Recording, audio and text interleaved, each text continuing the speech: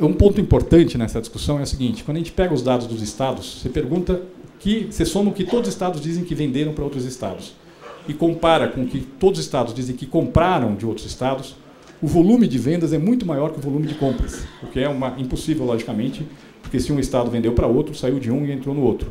Isso decorre de uma série de problemas, inclusive de sonegação, porque muitas vezes a transação sai como se fosse interestadual e fica no próprio estado, porque sai com uma alíquota mais baixa, e a fiscalização no varejo é muito mais complicada. Mas o fato é que, portanto, quando você vai conversar com os estados, eles olham os números deles de vendas interestaduais e compras interestaduais, eles apontam um volume de perdas muito maior. Quando você perguntar para o conjunto dos estados qual o impacto da transição para o destino e somar tudo que cada um deles disser, eu garanto para vocês que isso vai dar um valor, uma perda bastante significativa.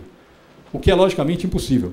Num desenho em que o conjunto dos estados ganham, se você perguntar um por um quanto eles ganham ou perdem, somar tudo, você vai descobrir que eles vão dizer que perdem no agregado. Obviamente, isso dificulta a discussão, mas nós estamos querendo discutir, e desse ponto de vista, eu vou falar um pouco em seguida, a nota fiscal eletrônica vai ser fundamental para fazer uma discussão racional dos efeitos da transição para o destino dos estados.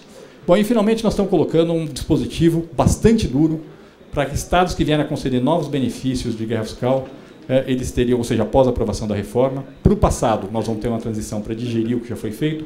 Para o futuro, aprovou a reforma, nós estamos, na verdade, proibindo a concessão de novos benefícios, e quem vier a conceder vai perder as transferências do Fundo de Participação dos Estados, do Fundo de Equalização de Receitas e ainda da Política de Desenvolvimento Regional. Podemos passar? Bom, além disso, nós queremos corrigir uma série de distorções que existem hoje nos tributos indiretos. Como? Primeiro, corrigir a acumulatividade que tem no sistema tributário, extinguindo a CID de combustíveis e, principalmente, na regulamentação do IVA federal e do novo ICMS, nós pretendemos fazer uma ampla apropriação, permitir a ampla apropriação de créditos que hoje não é permitida. Como eu falei, 13 bilhões de reais de créditos que não são apropriados no PIS e COFINS, 17 no ICMS. A ideia é, na regulamentação, permitir a apropriação desses créditos, mantendo a carga tributária, ou seja, fazendo o ajuste na alíquota. Do ponto de vista da incidência final, ela vai ser exatamente a mesma. Do ponto de vista da qualidade do sistema tributário, ele vai ser muito menor. Segundo, desoneração completa das exportações. Como? Primeiro, na hora que você transita para o destino, reduz, ainda que tenha alíquota marginal de 2% na origem, reduz enormemente a resistência dos estados a ressarcirem os créditos dos exportadores, porque eles não vão ter que ressarcir créditos pagos em outros estados. E esse é um dos motivos pelos quais é importante que a alíquota interestadual seja muito baixa dentro do projeto de reforma tributária. E por isso nós propusemos 2%, um dos motivos pelos quais nós propusemos 2%, e não 4%, por exemplo, que é o que alguns estados desejam. E segundo, nós vamos montar um sistema de compensação, junto com a escrituração digital, vai ser possível montar um sistema eletrônico de compensação de débitos e créditos dos tributos entre empresas que têm créditos acumulados e empresas que têm débitos a pagar do tributo. Eu não vou entrar em detalhes, mas é perfeitamente possível fazer isso. A ideia é começar fazendo isso já para os tributos federais. A Receita Federal já está trabalhando nesse medida. E, finalmente, uma legislação muito mais simples. Podemos passar? Bom, do ponto de vista de desoneração, o que está sendo proposto, eu sei que esse aqui é um ponto importante aqui. Primeiro, estamos propondo uma redução de 6 pontos percentuais na contribuição dos empregadores sobre folha. A contribuição passaria de 20% para 14%, iniciando a transição no segundo ano após a aprovação da reforma, indo até o 7º ano. Nós estamos avaliando várias alternativas, mas posso lhes garantir que vai ser feito de uma forma que não vai ter um impacto no déficit, mas não queremos fazer isso via compensação de outros tributos. Vai ser uma desoneração mesmo.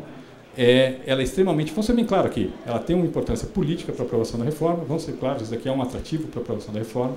Ela não depende de emenda constitucional, ela depende de legislação ordinária para ser feita. O que a emenda constitucional está colocando é que o governo vai ter a obrigação de enviar um projeto em 90 dias aprovada a reforma, estabelecendo a redução gradual em 6 anos da contribuição sobre folha. Nem diz qual é o percentual, nós não estamos colocando alíquotas na Constituição, porque isso é um grande erro do ponto de vista de desenho legal. Mas estamos preocupados sim em manter em que isso não afete o déficit.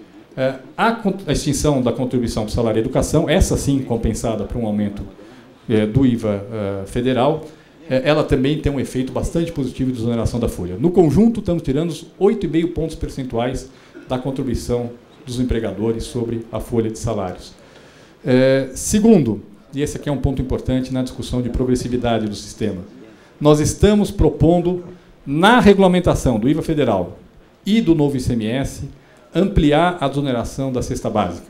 Hoje, por exemplo, no caso de PIS e COFINS, nós já temos alíquota zero para arroz, feijão, farinha de mandioca, hortifruti granjeiros, mas ainda existem produtos que são muito importantes do ponto de vista da cesta de consumo dos trabalhadores, como óleo de soja, pão, sei lá, açúcar, que não são desonerados, e muitos outros, que não são desonerados. A ideia, na regulamentação do IVA federal, aqui sim, sem redução de carga tributária, ou seja, fazendo a compensação nas alíquotas, aumentar a progressividade do sistema de tributos indiretos brasileiros.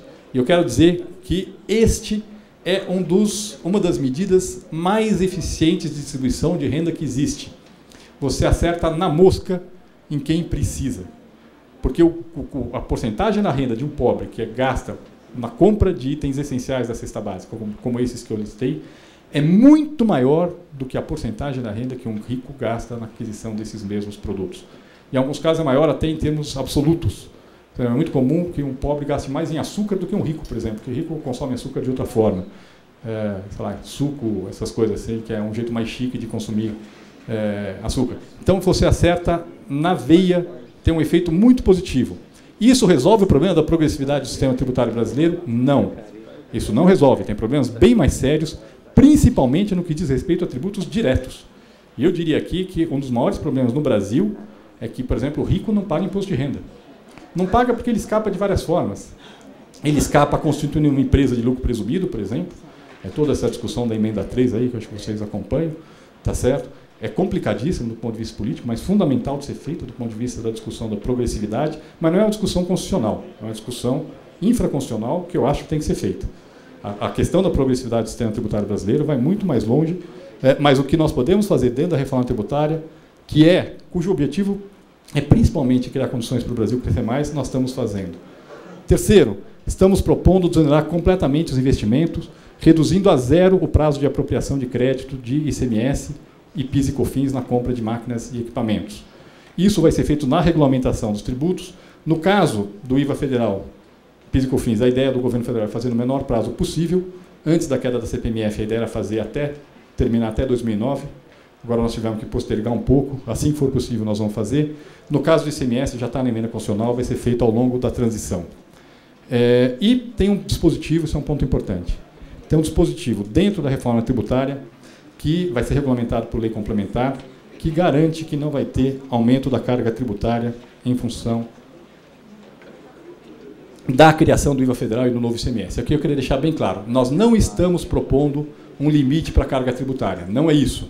O que nós estamos propondo é um mecanismo que garante que no momento de criação do IVA federal, ou seja, da extinção de 4 tributos que vão ser substituídos pelo IVA federal, e no momento da criação do novo ICMS, neste momento, se a arrecadação extrapolar um certo limite de crescimento real, que vai ser definido na lei complementar, nós faremos um ajuste automático das alíquotas, de forma a garantir que a transição não traz aumento de carga tributária. Isso não significa que, posteriormente, o governo não possa reduzir ou aumentar as alíquotas.